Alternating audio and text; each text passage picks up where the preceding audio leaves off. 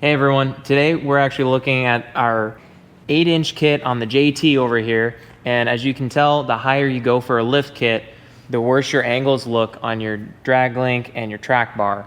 Ideally, to actually fix your stability on the road, you want this to be as parallel to the ground or flat as possible. So we're actually going to do a raised track bar bracket and a drag link flip today, and I'll show you how that gets done.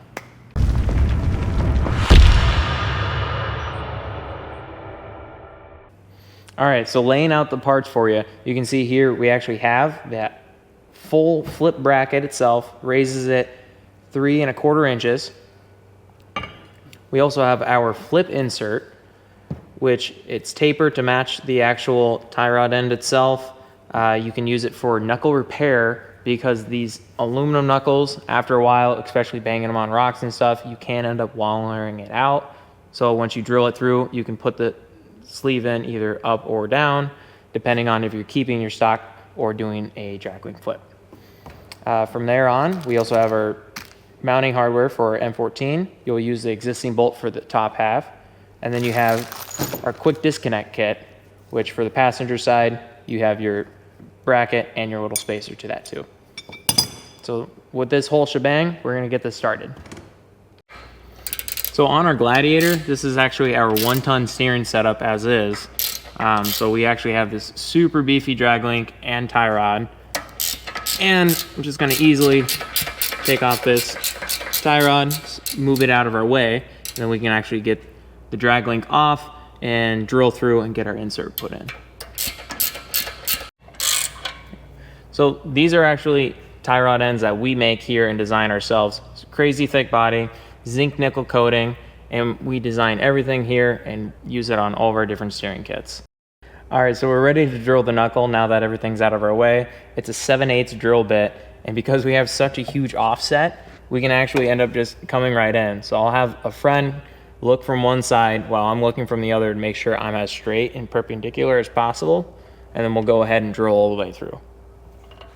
So this is the actual key to the flip itself. Also used in repairing the knuckle. If your aluminum knuckle itself is all kind of walled out, you can end up just re-tapping that in from the bottom, and then you have a nice taper for your actual tie rod to go to. We're actually going to be doing the flip, so you just put it in the top with a nice trusty hammer, tap it in.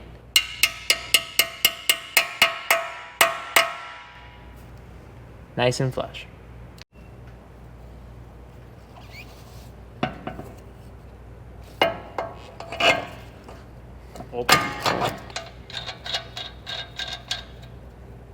Now that we flip the drag link, we actually need to raise the track bar. We want these two angles to be as close to each other as possible to limit the amount of bump steer that there is.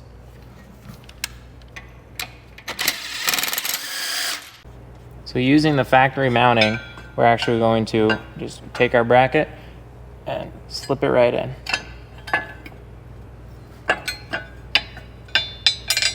I'm going to put these two for the original steering stabilizer bracket back in.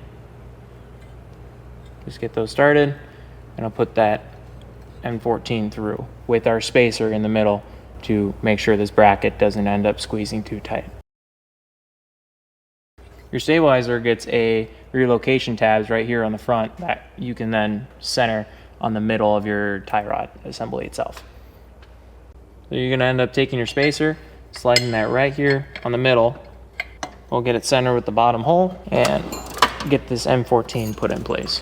So using the existing hardware for the sway bar bolt that they give you from factory, we actually give you a supplied spacer to put in between that gap, and then we end up taking our bolt and we're sliding it through. New bolt supplied. Lastly, on this side is our quick disconnect pin. Actually comes here in the upper hole, and we actually have in that hardware bag, you have your bolt, your washer, and your stud. All right, so after you have everything in, big important pieces with these disconnects, what direction do you want your disconnect pin to be coming out of? In this case, I'm gonna have it set as flat as possible, but a little bit more upward. So from the front of the vehicle, I can stop on the side, pull the pin straight between the tie rod and the drag link itself. And then I'll just hold that and tighten this.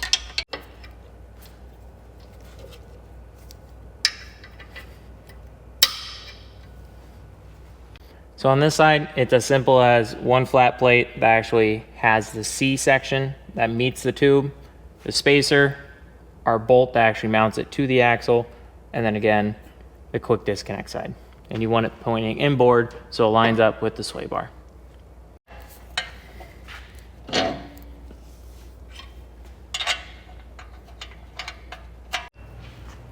another cool feature is that the stabilizer relocation actually brings it a lot higher than what the factory one is. So as you can see, it actually sits well above your tie rod itself, making sure it's not going to be affecting anything, and you can upgrade to the bigger stabilizer. So we're going to install this right here on the back side. Just need to grab my long bolt.